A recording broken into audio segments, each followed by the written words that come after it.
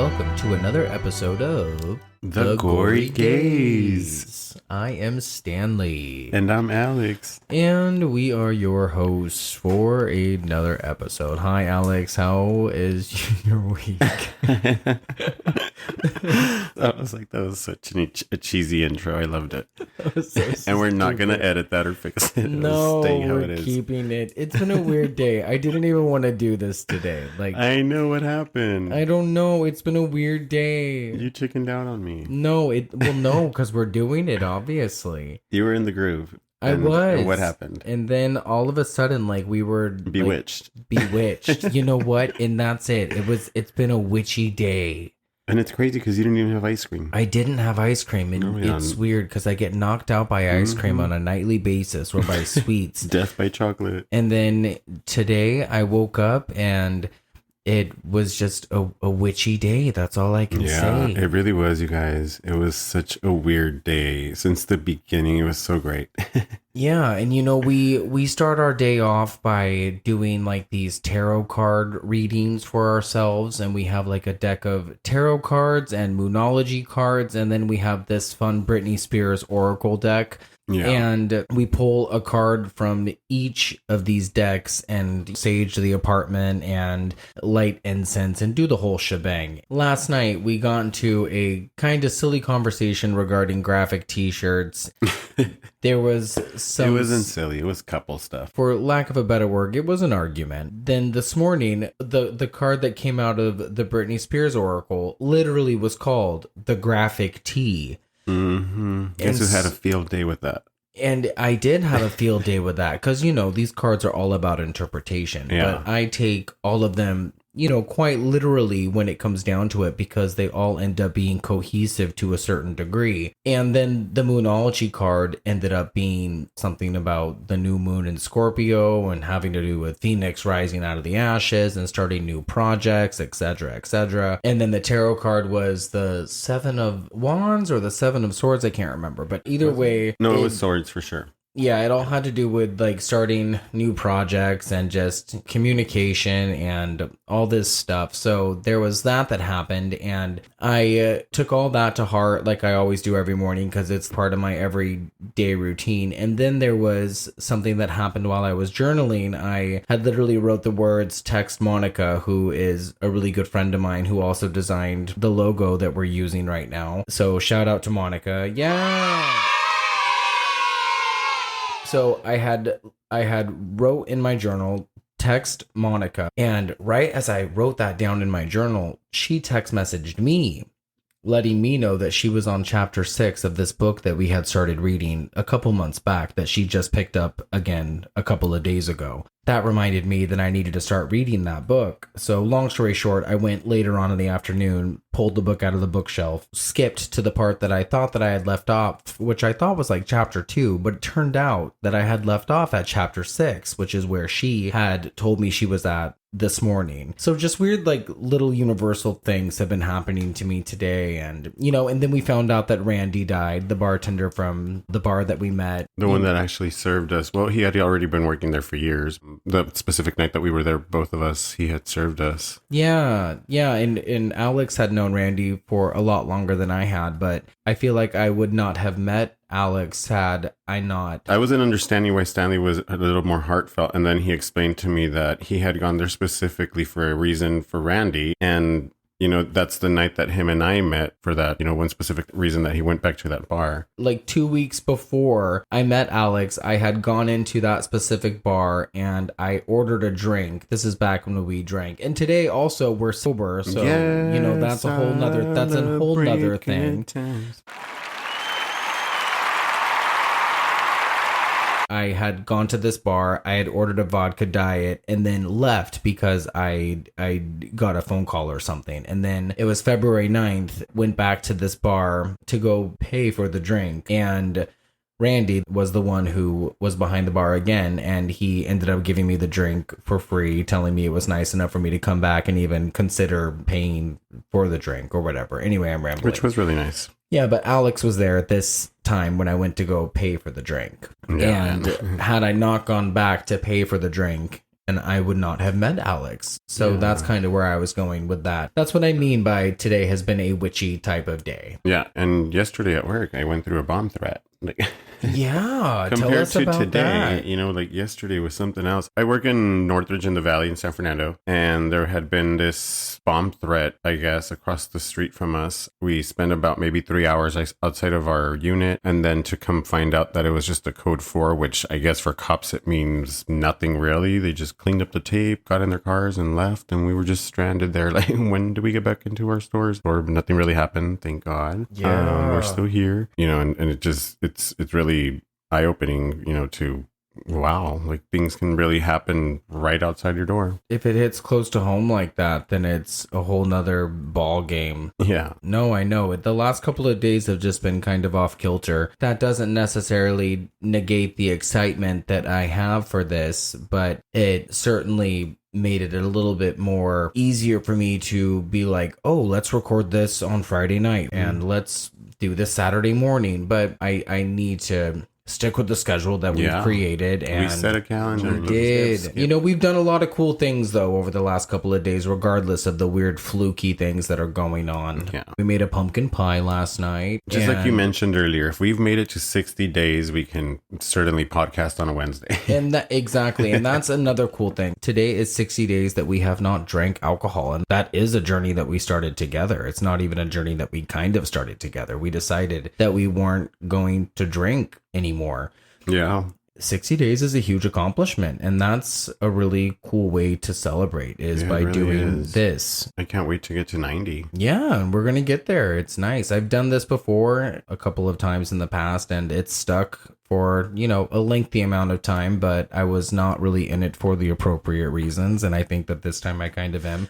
And this is not that kind of podcast, but No, we're not. We're just doing this in the intro just so we can get it out of our systems and you guys can get to know something about us that's raw and real. yeah, the whole point is that we are happy to be podcasting tonight specifically. Yes. You know what I mean? Yeah, just like we said, we gave up alcohol, and guess what? We're at the house and we're watching horror movies, and now we want to share it. And we're not even watching horror movies. We're watching a children's movie from the mid 80s. I mentioned last week a Halloween classic that I watch every year on rotation pretty heavily.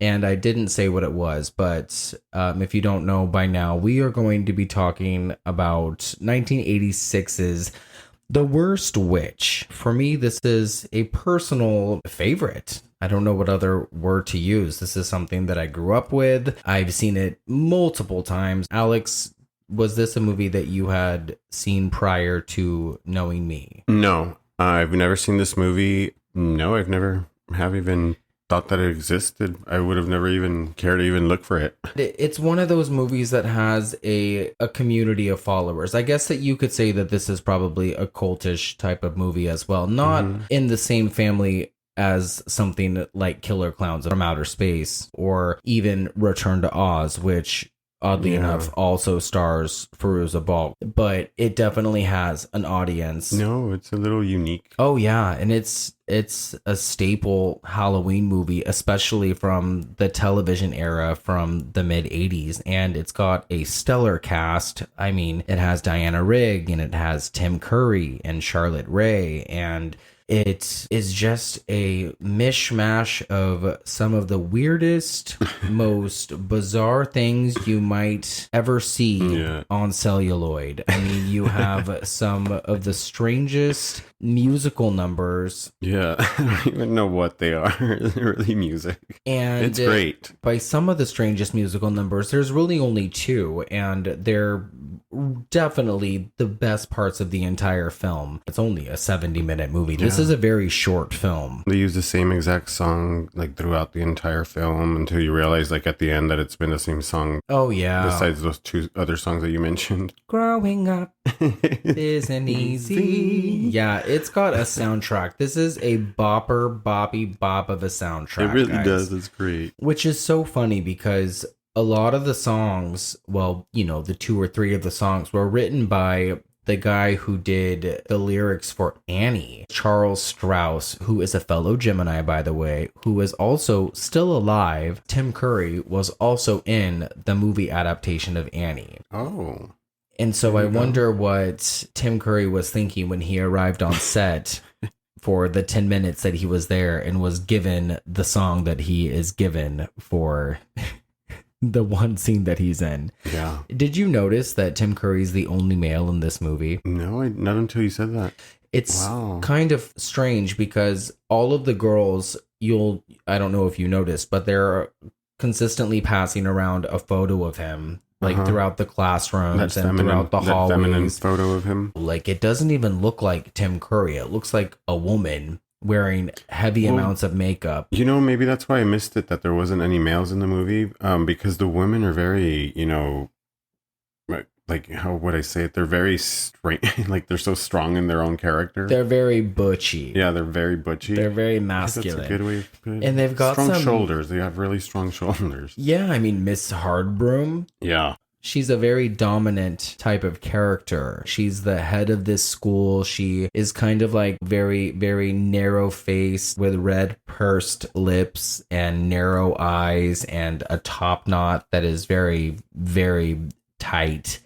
Yeah, I love that. That's the actual introduction that we have of hers. It's got a lot going on. I mean, this is 1986. 1986 was the year I was born. Weirdly enough, The Worst Witch is one of the first movies I remember seeing. I don't know if it's because Fairuza Balk was also in Return to Oz, like I mentioned earlier. Return to Oz came out the year before. I mean, obviously, you know that Fairuza Balk would go on to play Nancy in The Craft. Mm-hmm. It's weird, right? Did you think of, while you were watching this, how a movie like this and then also Return to Oz, like how those two characters just grew up in the same, like they kind of result into Nancy? Like, this is that there's that lab scene that kind of is so similar to The Craft. Yeah, the boots remind me like if she literally took them with her. It's funny you mentioned the boots, because I thought about the boots and how later on in The Craft those boots are dragging along it's the the carpet. Boots. Yeah, it's not the exact boots, but the boots are just like her characters. Always, it just goes together. Yeah. What were you doing in 86? You were what, 4 or 5 years old? I believe maybe 5. I was born in 81. So yeah.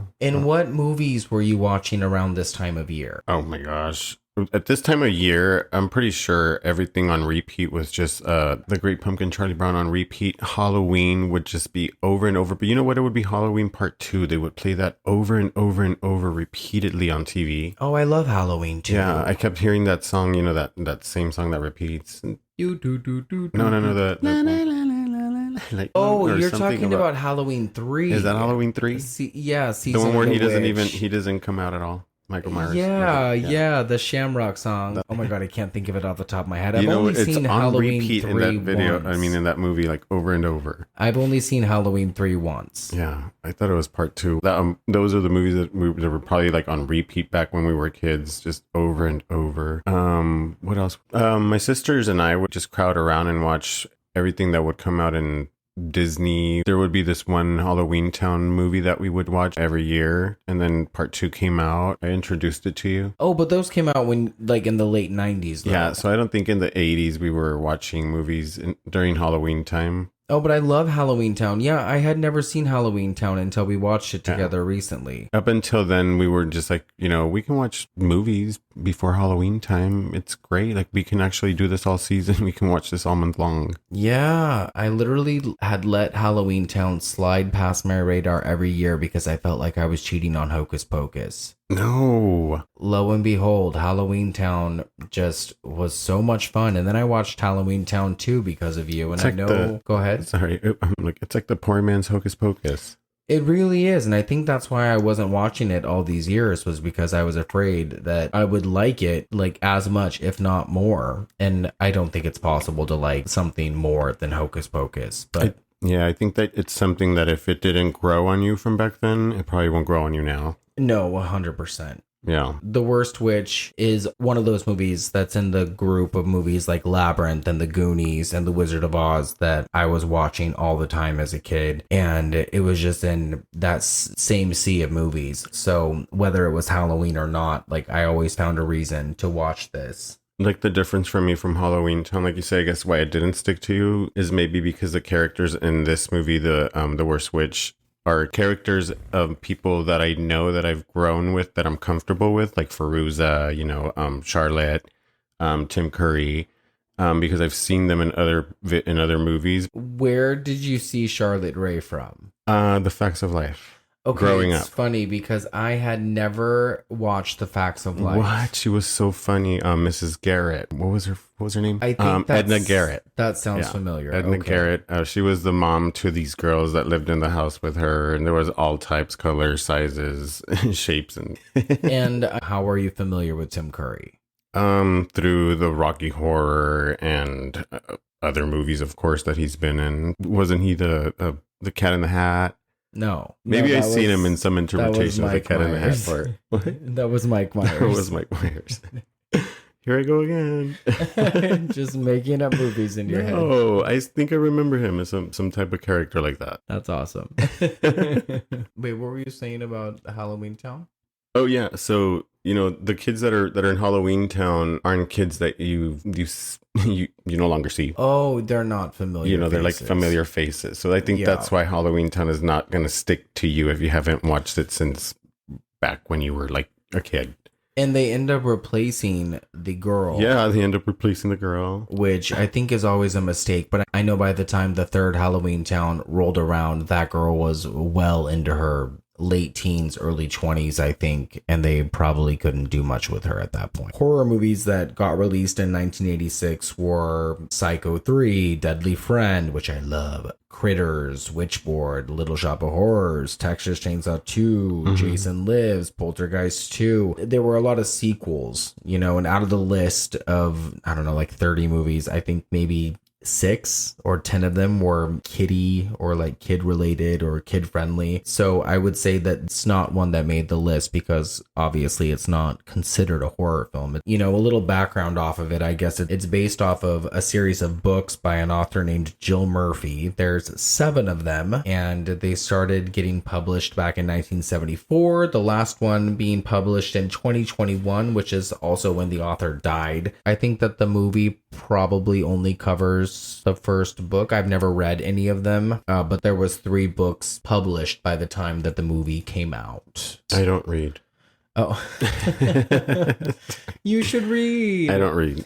Oh, I just finished a book today. Congratulations. Yay, it was great. Yeah, good for you. Yeah. Do you remember it all? I mean, I remember most of it. Yeah, that's why I don't read. I think that Page Boy, which is the book I just read by Elliot Page, is worth mentioning. Definitely not horror related, but definitely something that all readers should pick up. You know what? I want to give you an opportunity right now to redeem yourself and give me another movie that Tim Curry was in, because I know you know Really? who Tim Curry is. I do know who Tim Curry. Everybody knows. It's just Okay, that so do when you put me on the really spot, I hold do, on? I Do can't. you really think that he was the Cat in the Hat? I don't know why I have this face, or maybe I just thought like always like his smile just reminds me of the Cat in the Hat as a kid. Okay, so what else was he in? I just remember him from like Home Alone as well. Oh, well, yeah. Rocky Horror, Home Alone, like off the top of my head, these are like films that I just remember him like He being was stuck in my definitely head. in Home Alone too. Did He you was ever that- he see? was so mean. Did you ever see Legend? No, I don't think so. Did you ever see It? I saw it. Yes. I mean, he was the original Pennywise. Yeah. Fucking horrifying.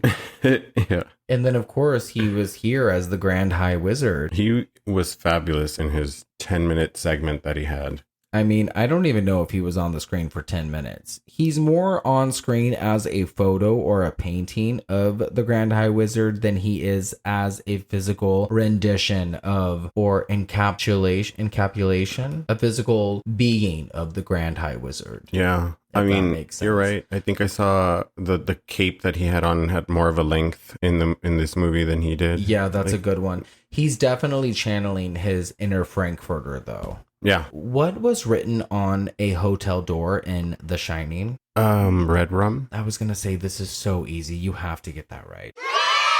Really? Yeah. Who do you think I am? I got the cards back out. I've been to that hotel, He wasn't expecting the cards, was he? I was not expecting the cards. How dare you? He has been to that hotel. We went to the Timberline Lodge back in August. We did. It's beautiful. Okay, you should know this one too. What is the name of the possessed doll in Child's Play? Chucky. Good job. Everybody knows that. Who wrote the novella The Hellbound Heart, which inspired the movie Hellraiser? Now that I absolutely do not know because I don't read books. I'm looking right at it in our bookshelf. August Burrow? August? It's the first name that I literally saw. He picks the closest, most visible author name in the bookshelf. Okay, it's Augustus Burroughs. And he can't even read it right. It's Augustin Burroughs. Augustin Burroughs. And like, I wear glasses. Leave me alone. Don't pick on the guy with glasses. He can't see without his glasses. Okay. And I can't see with my glasses, obviously. No, he cannot because he's actually wearing glasses right now. The answer is Clive Barker, which... Yeah, I know who Clive Barker is. Oh, we got to talk about Hellraiser one day. That book is actually really good. You should if one day you decide to read The Hellbound Heart. One day I will. You know, everybody says one day I will. One day I will. And It is so fucking good. But we're sidetracking. I'm sorry. I just wanted to throw you off with some of those questions, which maybe they'll pop up again later. I think this might be a reoccurring thing here at the Gory Gay podcast. The Gory Gay. Throwing Alex off with questions because I claim to know a lot about horror films, and I like the idea of Alex knowing a lot about horror films, but not enough. sometimes when you put me in the spot, I get like really nervous and like... Which I kind of love. So I had asked you what kind of Halloween themed horror movies or Halloween themed anything you grew up with as a kid. I grew up with movies like Disney's Halloween Treat, Mr. Boogedy, which we just watched the other night. You know that movie? I must have been watching the whole different other movie because, or I don't know, maybe it was the second part. You said there was The Bride of Mr. Boogedy? The Bride of Boogedy, which I had never seen. So who comes in that? I need to research the cast on that one because I'm pretty sure I remember the specific part that did not come out in the movie that we watched. Mr. Boogedy was one of my favorite movies as a kid, and it's still something that's really nostalgic and fun to watch and also really appropriate for the season. So if anybody gets the chance to watch that, it's on Disney Plus, or same with Halloween Town and all the sequels. Hocus Pocus is also there. Yeah, bake a pumpkin pie. We did. Oh, you guys, we made a pumpkin pie last night and we didn't have the right ingredients. We had nutmeg and the recipe calls for cloves, and we still made it, and we added, what did we add to it? Some of the pumpkin pie creamer for the coffee. Yes, we mixed it in there. Yeah, because we have been only getting pumpkin spice creamer ever since it's been available. I've just been double stocking on it. Honestly, I think everybody does during the season. Yeah, well, I go ham for it because if you're a PCL out there, woo. PCL. PSL.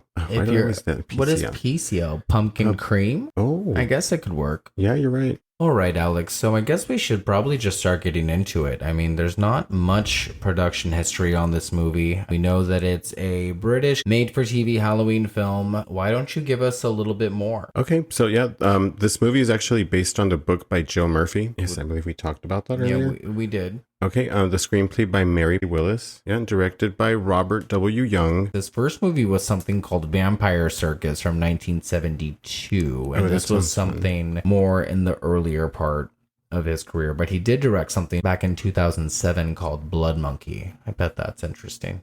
Yeah, both of those sound pretty interesting. Well, the film is starring Diana Rigg, Tim Curry, of course, Charlotte Rae, Fairuza Balk. The running time on this film is about 70 minutes. A short movie. It's really short. God damn, I love that. I mean, I love a movie with substance, and I love a movie that has a lot going on and a lot going for it. But man, an hour and 10 minutes. And we get a lot out of this hour and 10 minutes, I would say. A lot happens. We get quite a bit, but we will talk about it. You know, the movie was released Halloween night, 1986. My birth year. Your birth year. Yes. Halloween night, 1986. What was it? Say a couple months after you. Do you remember what you wore for your, what was this, your fourth Halloween? Your fifth Halloween? I think I was a vampire with a plastic bag around my neck. Why would you have a plastic bag around your neck? Like a black trash bag. Why? Oh, for the cape. For the cape, yeah. I can't tell you how many times I've been a vampire. Yeah, we were very creative kids when we were young. All right, Alex. So let's just get into the worst witch, shall we? Yes, let's get in it. It's not easy being the head mistress of an all-girls witches academy. It's also not easy being the worst witch. I think we're going to have problems with that one. Which one? Mildred Hubble. Ethel Hallow is now a frog.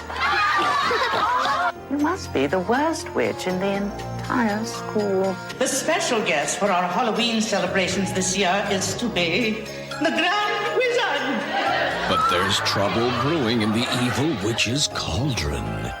By the end of the week, the girls will be busy preparing for their Halloween celebration, and that's when we attack. Take control of the entire academy and turn all those good little girls into mean, horrible, cruel witches.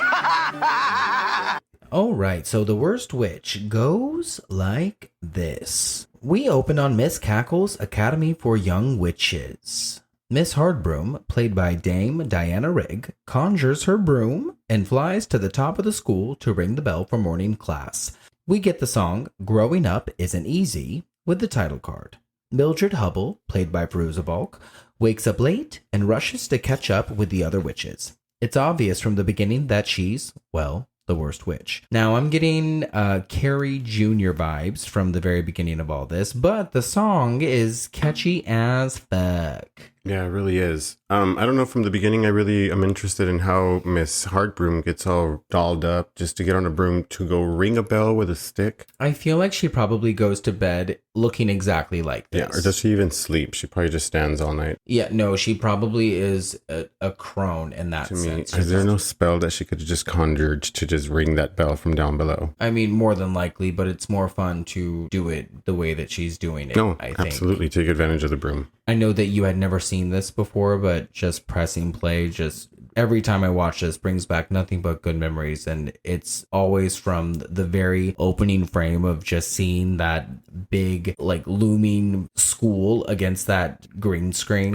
It's like, we'll get to the effects later, but you know what you're in for, like, the moment this movie starts. I should mention before we get any further into this plot that this movie is available for free on YouTube, and I spent well over $25 to get this movie on DVD because it's something that most people should own, especially if you're a collector like I am. It has some special features on it, including, but not limited to, how to make potions and create spells towards happiness, love, wealth, and money. For wealth and money, you need almond and banana and cedarwood. And I'm not going to tell you all the ingredients because I'm the one who paid money for this DVD and you didn't. So if you want to know the rest of it, then you need to go out and buy it yourself. I feel like that was a Starbucks menu. No, it really is. Like, I don't know who decided that these belonged on the special features, but it's literally outstanding and it's money well spent. Getting back to the plot. Yeah, I would like to point out that Diana Rigg's top knot is everything. And the way that she speaks also is 100% every reason to watch this movie. Have you seen Diana Rigg in anything else aside from that Snow White movie that I showed you? And I mustn't let anyone in. Oh, then open the door. Clack. Pretty sure I have. I'm pretty sure she started something from the 70s that I must have watched. She was on the Avengers television show way back when, and I never watched that, but was that something that you watched? No, but she does look like a DC comic. She kind of reminds me of the original Wonder Woman. Oh, yeah. Yeah, I can see she that. has that structure, that face, that... she just reminds me of her. She's got that really natural beauty. Mm-hmm. She was still really beautiful when she was on Game of Thrones, because did you watch Game of Thrones? No, I didn't. I think I'm the only person in the whole world that didn't watch Game of Thrones. No, it was an acquired taste for sure, but she definitely had a significant part throughout season 4, I think it was, and she was a bad bitch, especially in her old age. Oh, man. Anyway, we learn that there is a potion test approaching. Mildred and her lab partner and best friend, Maud, are unprepared. The potion challenge is for the laughter potion, but instead, they make themselves invisible, which is still a cool spell if you ask me, but Miss Hardbroom is displeased and frightens the girls into being better prepared next time, also telling Mildred to see Miss Cackle. Now, my question is, what kind of potion is the laughter potion? Because it seems like these girls are experimenting with amphetamines. Exactly. I felt like they were high the entire time. And also, did you notice that when the girls went invisible and then they all walked out of the classroom, one of the girls got up to kick Ethel? Yeah, she like grabs her butt, like someone like had slapped her or like had kicked her rear end. I know, and they didn't even talk about it when she came back to sit down. She wasn't like, what was that about her? Ethel. Oh, we're gonna get to Ethel, but Ethel Hallow is such a fucking bitch, especially for a children's movie. Like, this girl is a whole nother level. She's the queen of the bitches. Of bully. Like, the movie Mean Girls was made about Ethel Hallow. Every Mean Girl movie was made about Ethel. Ethel Hallow is the Regina George of Miss Cackle's Academy. I really love the line delivery from Hardbroom when she said, and Don't forget to turn your Bunsen burners off. Everything she says is delivered with such like extra oomph. Yeah. It's hysterical. Like, I don't care whose fault it was. It's magic. And I love when their floating heads reappear. And as they start like Cheshiring their way back into the room. Yeah, that's the part that I remember seeing all the time when I was a kid. Like, for some reason, that's the one part that really sticks out in my brain. So Mildred goes to Miss Cackle's office. Miss Cackle is portrayed by Charlotte Rae, the woman from this Facts of Life show that you talk about. I can't believe I've never seen that show before. You gotta watch her. She's pretty funny. Miss Cackle is on the phone with her niece, Donna, and Donna has apparently just installed a phone on her broomstick. I love the way she says, Donna, my niece. There is some weird ass accent work between Charlotte Rae's character Miss Cackle and her twin sister, who we'll get to, Aggie. And she's like, meet my niece Donna. She's 106 and still acts like a teenager. There are some fun one-liners in this film as well. Anyway, Mildred reveals to Miss Cackle that she made the wrong potion, and that's why she's there. Miss Cackle tells Mildred that she is, in fact, the worst witch at the academy. It amazes me that Mildred has as much as a cheerful disposition as she does. Miss Cackle basically sends Mildred on her way just as Donna crash lands into the school hallway. And I love that Donna is like a Paula Abdul-esque like celebrity that all the girls are in awe of. That she's like a Britney Spears. Yeah, she really is. My Donna! Later, Mildred and Maud are talking in their room, gossiping about Hardbroom. Hardbroom intervenes in a pretty eerie scene, looming over them, threatening them. She wishes them pleasant nightmares. Isn't that the worst? I mean, the lighting here is actually pretty nuts. If it catches you just right, I think it's actually kind of pretty effective. I think if I were still a child or... Yeah, the way that she looks like super giant. Yeah. Are you talking about that green light effect that they put on her like that? And then she comes down at them and like... Yeah, she's so good right here. She's regal. Very regal. Yeah. Yeah, she's bird-like. Mm-hmm. What do they say on Twitter? Like, I think even back then there were actors in this movie that understood the assignment that they were participating in, and Diana Rigg was definitely one of them. The next morning, Miss Cackle and the staff hold an assembly and sing the school song. Outside, her twin, who we already mentioned, Agatha, or Aggie, a pink-haired southern witch. I'm like, or this is where the movie starts? Hangs around with her weirdo sidekick, a green-haired witch named Delilah, who seems to be cracked out on cocaine, claiming the school was once hers before Miss Cackle took it from her. Inside, Miss Cackle informs the girls that the special guest at the Halloween festival is going to be the Grand Wizard, who is apparently a rock star of sorts that all the girls and staff alike crush over. The girls are then presented with their kittens because, hello, witches get cats somehow, don't they? So if Donna's the Britney Spears, then who is this guy? The Grand Wizard is David Bowie. He's definitely David Bowie. He is modeled just exactly after the Goblin King from Labyrinth, just without the massive wig.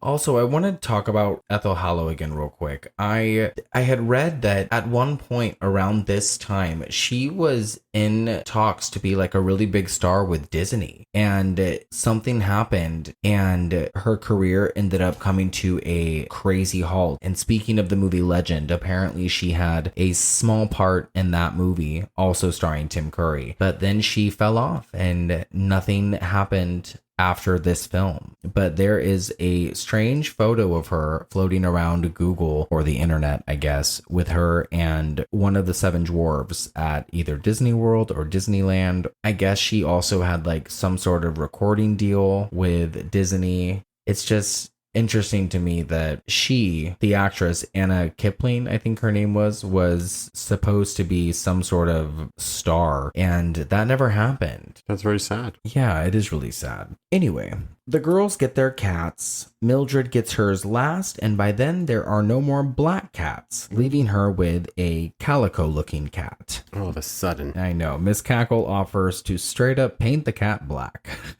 But Mildred declines. Well, I mean, you know, this movie had a little bit of those type of scenes. Yeah, and I love how Maud is like, you're going to give it a complex. Because Mildred is going to straight up name her calico cat Blackie. And Maud's like, you can't do that.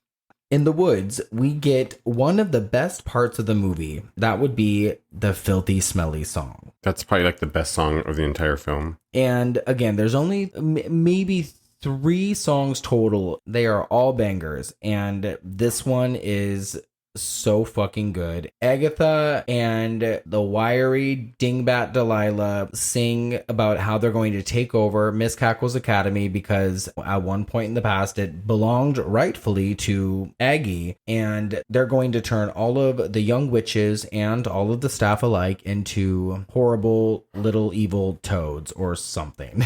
The song they sing is so outrageous. They talk about how it's an anthem, how you can't go to this school unless you're filthy, smelly, evil, wicked, and cruel. And unless you're those things, you're not going to fit in with them. And we have to keep in mind that these witches are wearing a drag costume any drag queen would die for, even today. It looks like karaoke night on a Thursday. Yeah, and these women are probably unpaid extras. If they were paid in Jack Daniels and drugs and free room and board. And you can just tell that it's one of those scenes, and Charlotte Rae is just having the best time, and it's such a hoot. And watching it as an adult is just such a different experience. And the lyrics, again, they're insane. Yeah, like they're totally aimed for like children because they want to get you while you're young. The lyrics are just there's something else. They're aimed for somebody. I really love Delilah. Delilah's the best. Delilah's probably the MVP of the movie.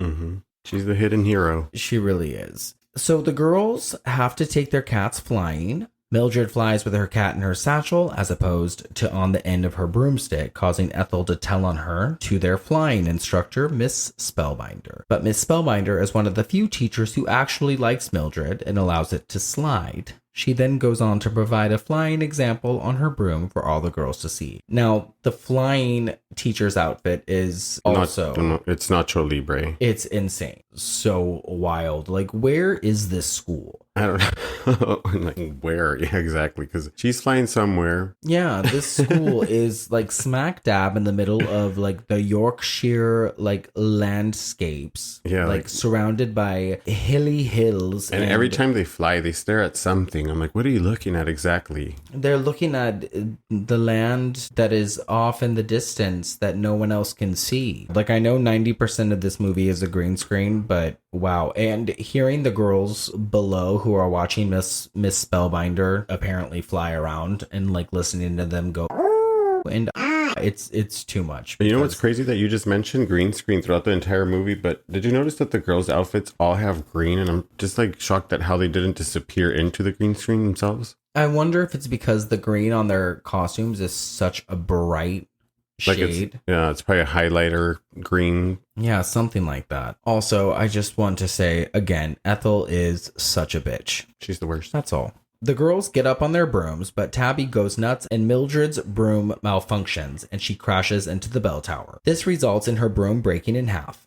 Hardbroom, who has been watching from a distance from Cackle's office, refers to Mildred as a basket case and tells Cackle Mildred will never excel at the academy. I really cannot stand how awful these adults treat Mildred. Like, they literally treat her like she is the biggest piece of shit that's ever born because she like breaks a pencil. Yeah, they're literally gonna get their karma though. Like, if this was an actual horror movie, Mildred would light the entire school on fire and hack everybody to pieces. Is that what you meant by Carrie vibes? You know what? Yeah, that's exactly what I meant by Carrie Jr. vibes. Because this has... Other than that torture that they put the cats through. When I was younger, I was scared for the cat that is sitting on top of Ethel's locker. Like, I was like, oh no, she calls it stupid. She's like, it's just me, stupid. There's a lot of things in this movie that I don't think would pass these days in other movies. Yeah. Yeah, I think I know what you're talking about too. There's some questionable things that happen, like particularly like the weird exchange between Hardbroom and the Grand Wizard when they're talking about the broom presentation later. And then when we get to see his hard broom. Yeah, they're basically like coming on each other. It's very odd. Yeah, like there's some odd, weird things. So in the cafeteria the next day, Mildred and Maud fawn over the Grand High. You know, in my notes, I started referring to him as the Grand High Wizard because of the 1990 movie The Witches with Angelica Houston, and she's called the Grand High Witch. What I meant was Mildred and Maud fawn over the Grand Wizard and his portrait that hangs over the tables in the cafeteria. In my opinion, he looks like a woman, like I already said, but that's just me, and you kind of agreed with me, so that's you as well. Mildred tells Maud she's not cut out for this whole witch stuff. Maud tries to comfort her, only for Ethel to knock her down a peg, giving her a new name, the Disaster Area. And now Maud, I think, is such a bad bitch. This is the kind of friend that I would want to have with me if I was at the Witches Academy. This is my Ryan Coe. Who is your Maud? I had myself. I'm a Gemini. I mean, I'm a Gemini. Oh, good for you. The Lone Ranger. The Lone Ranger. And I love how in this particular part of the movie when Maud's like, do you want me to go get you some old bug juice, Mill? And then she gets up and goes and gets a jug of water. Yeah, and they spill it. Yeah, they spill it on Mildred. Oh, never mind. I'm talking about the little ketchup scene. Oh, yeah. And then the ketchup goes all over the other girl. And then Mildred thinks that it's blood. No, this is where the gore happens. And Yeah, this is the bloody part. The fake out, if you will. and why is there ketchup there? What exactly were they eating? Yeah, it looks like they're eating Brussels sprouts. I don't see no ketchup anywhere. Okay, so the girls play terror tag. Divided into two teams, they have to scare each other into screaming. Whoever screams the most loses. Ethel cheats, wearing a mask, scaring Mildred into screaming the most, which makes her team lose. Mildred turns Ethel into a pig. Hardbroom shows up and demands Mildred turn Ethel back, but Mildred doesn't know how. This part always really made me so mad as a kid because we've all been in this situation. I mean, we've all had like an Ethel, I think. Mm-hmm. I've wanted to turn my Ethels into frogs or pigs, and that would have been really nice to have that as a young worst witch myself. Oh, if that was the case, my entire house would have been filled with pigs. Oh.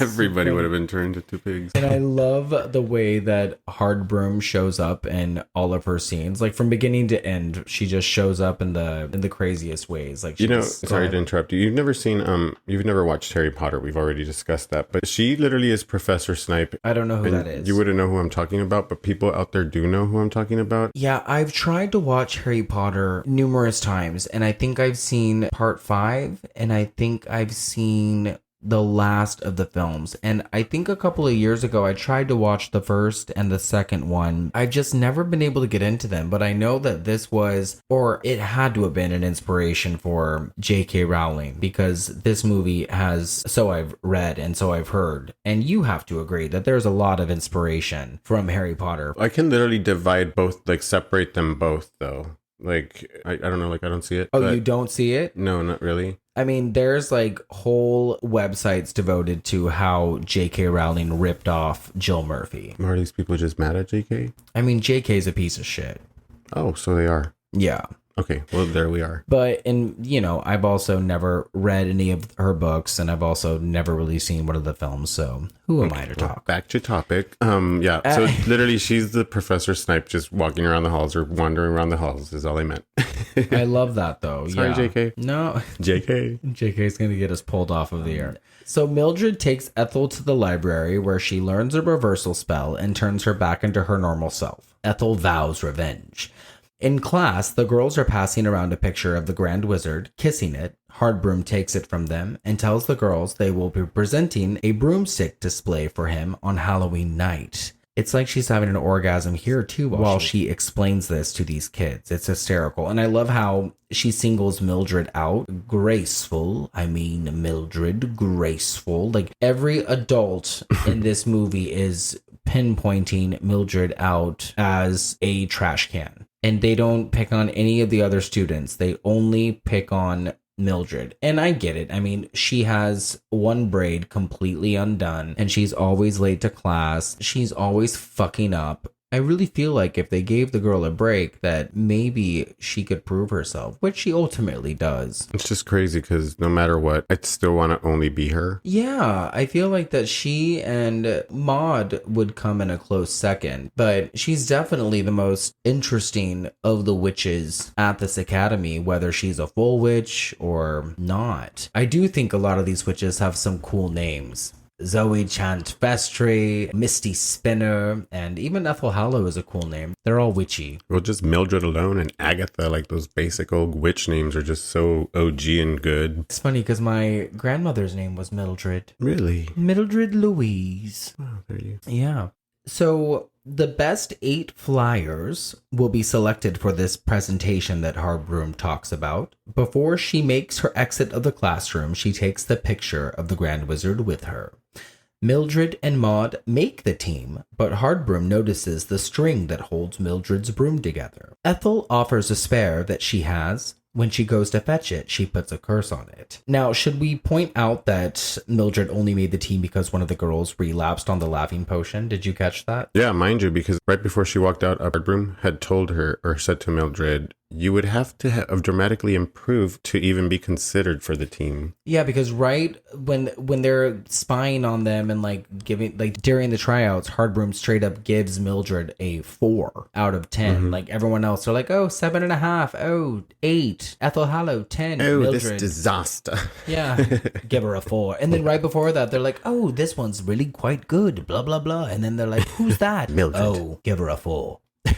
They just fucking hate her. It's so weird.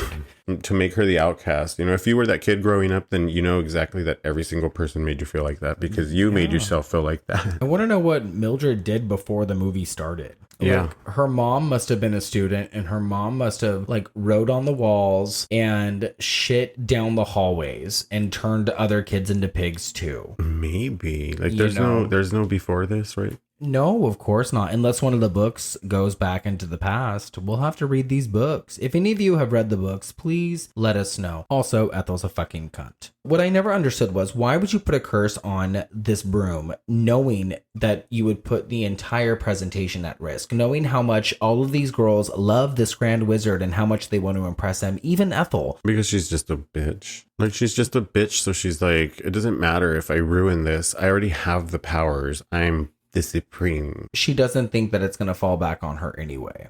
No, it wouldn't, because she's perfect. Her family reigns supreme at this school. Not only that, because they're obviously just going to point fingers at this nuisance. Yeah, somehow it'll end up being Mildred's fault. Yep. Oh, you know what I just realized? What?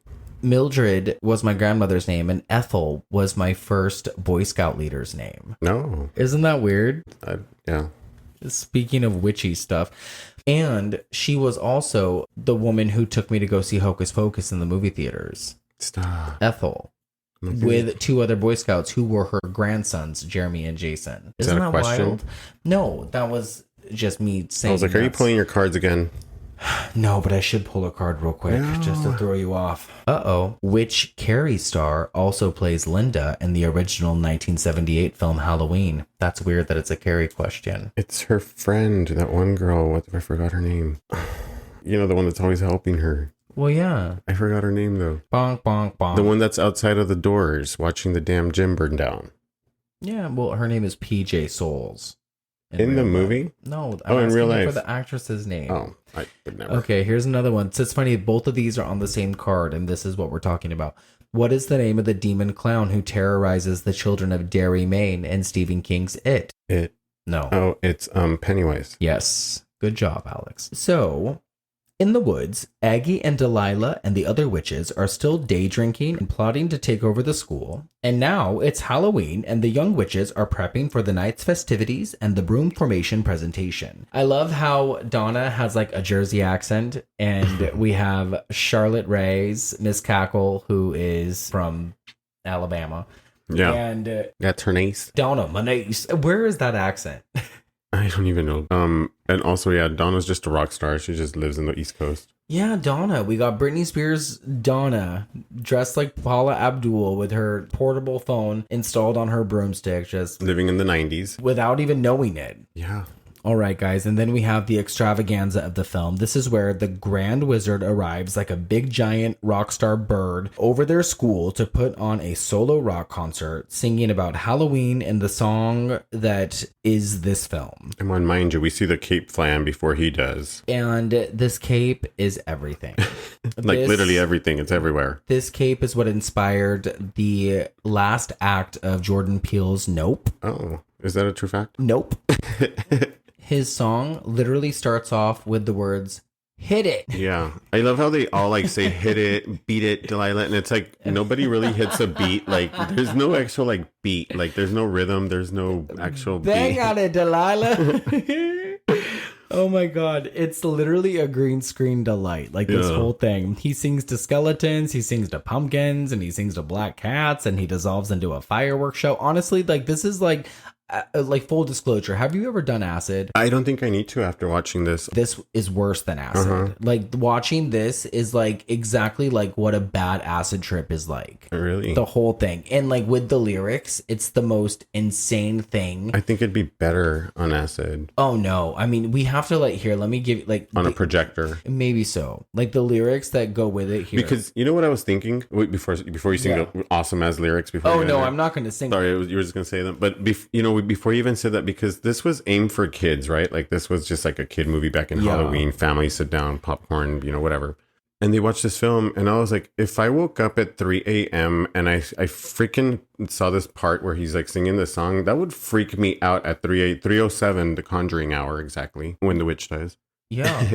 As an adult right now, if I was to wake up at that hour, that song would freak me out. That video, that entire scene is just horrific. I can't imagine this was for kids. It's 9:43 p.m. I am stone cold ass sober, and we just watched this literally 5 minutes ago, and it still scares the shit out of me. Yeah. So now I'm going to sing to you. Oh. Anything can happen on Halloween. It's the best. But honestly, no, he says your dog can turn into a cat. No, sing it. Oh, God, your really? dog can turn into a cat. Go on, you can do it. Christmas time brings the snow. Summertime brings the sun. You're doing it. But on Halloween, your blood begins to... I wish that we could post the whole song, but I don't want to get sued by... I mean, I don't know who would sue us at this point. Yeah. But it, like, honestly, it's I don't think they even care. No one cares anymore. It's the most bizarre thing. I couldn't stop laughing. We could do a whole podcast literally revolving around this song. Has anybody seen my tambourine? Anyway, you guys, Google that. Even if you don't ever plan on watching this movie, just Google Anything Can Happen on Halloween by Tim Curry. It doesn't disappoint. It will change you in ways that you didn't even realize you needed to be changed. Okay, so the girls do their broom presentation for the staff and the Grand Wizard. I love the effect of Ethel going across the moon here. You know, that witch shadow across the moon that you see. That classic witch. Yes, it's exactly what I think about when I think of Halloween. Like, in general, someone says the word Halloween and, like, I think of that one, like, image. And it's not just from this movie, but that's just, like, the classic Halloween image you think of. Yeah, there's that part where Mildred is flying on the broom when she's like all sad, and then she finds the forest with the witches. Yeah, but that little broom ride is so relaxing. It's supposed to be sad to her, but I'm like, it's such a relaxing ride. I'm like, if any witch would literally take a ride, that would be it. Ew, you think ride. It's relaxing when she's going over the dirtiest landscape of all the world, lurking around the countryside on her broomstick? Come around the mountain, anybody seen my tambourine? Hit it, and nobody hits. Bang on it, Delilah. Amazing. This movie deserves every award.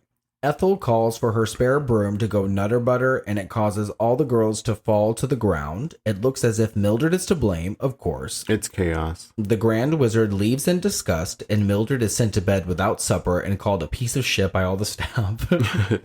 They really do call her all this. They really are so fucking mean to her, and even Mildred thinks it's her own fault. She's like, I don't know what I did. She literally takes it. She just takes it, and she just step on me on a doormat. So the next morning, she decides to run away. So she flies away on her broomstick with her cat. Wonderful broom ride that I'm talking about. Did you ever read the book Tuck Everlasting when you were a kid? If you ask me if I read one more time, I know, Stanley, but like even as required reading as a child. What was it? Tuck Everlasting by Natalie Babbitt. No, but I remember the movie. Okay, there was a movie. Yeah.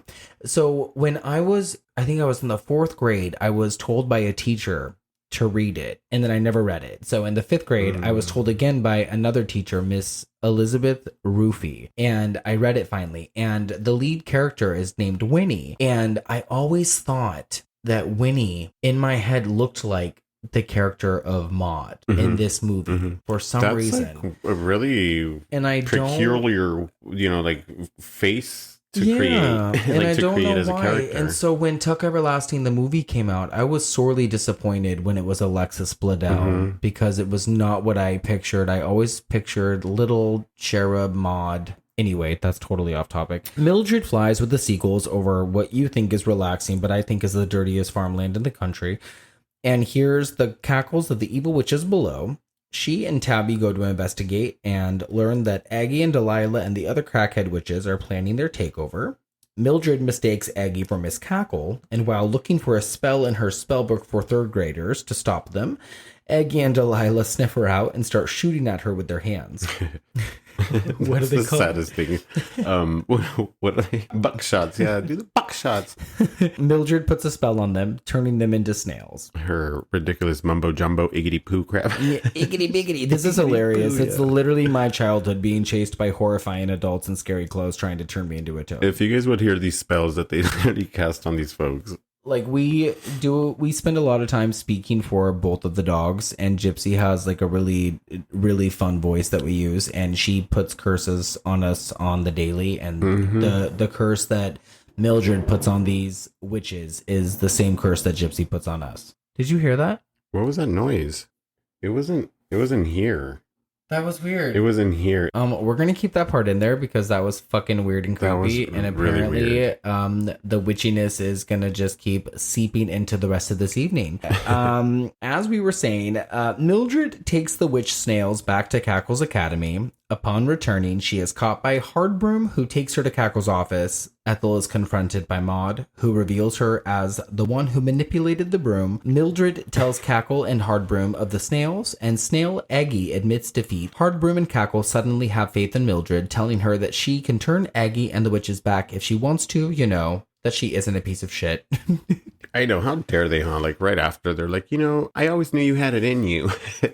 I just always pushed you and gave you shit just because. Like, it took until the end of the movie, and it took this for them to suddenly have a rescue the entire school. And that's what it is, yeah. It's just crazy to me that the way that, what the fuck? Like, yeah, she saved the entire school, and now you guys see her.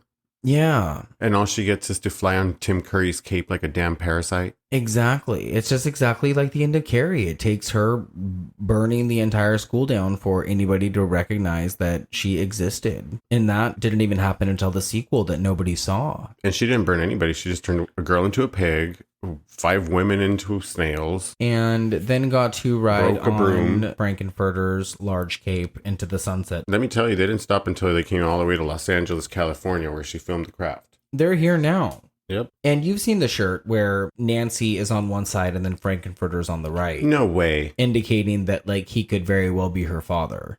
There's not that shirt. You're lying. There is a shirt. Anyway, we're almost done here. So Miss Cackle demands Mildred in the Great Hall, where the Grand Wizard is awaiting with the rest of the student body and staff. The girls break into applause, everyone but Ethel, of course, and the staff all praise her. The Grand Wizard tells her how wonderful she is, and a true witch has witchcraft in her at all times. He then takes her flying with him, like you said, and the movie ends with them flying into the sunset and Bonnie Langford singing, "Growing up isn't easy. Wish that time would hurry." So yeah, guys, that's The Worst Witch. Yeah. And that's how it ends. You know what just occurred to me? What's that? The math. We didn't do the math. If Donna's 106, then what does that make Miss Cackle?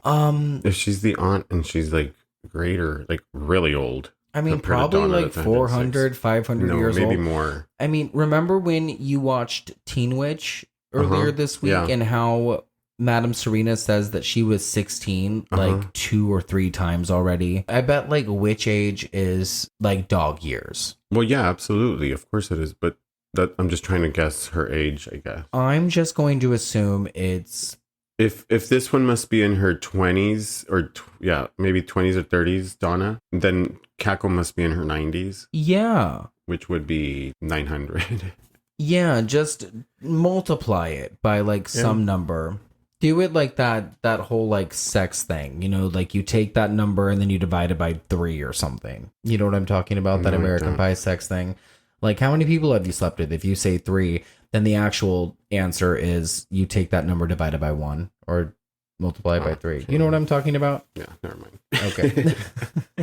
Okay, so Alex, what did you think of The Worst Witch? Honest thoughts. I loved it. You did? It's a good film. Yeah. I'm really glad you said that. Tim Curry, Fairuza Balk, Charlotte Rae, like these are all just folks that either you grew up with or you've seen, because I don't think kids would actually get into this movie nowadays. They'd be like, "What's that?" Laughing at it. No, I think that kids, kids with the right parents. Oh, well, absolutely. If the parents are aiming, for horror and like those type of vibes in their household, they're showing these kids the classic movies as opposed to all these newer movies that are out, then yeah, absolutely. I think the kids would understand and grow to love this movie just like you did. Other than that, I don't think a kid would actually select to watch this movie. It's kind of like Casper. It's got that Casper vibe for me. And again, it's in the same ballpark as Labyrinth, The Dark Crystal. I could just imagine this like when it came out Halloween night 1986, because the entire, the wardrobe of the girls is all orange and black, like that classic look for Halloween. Hello?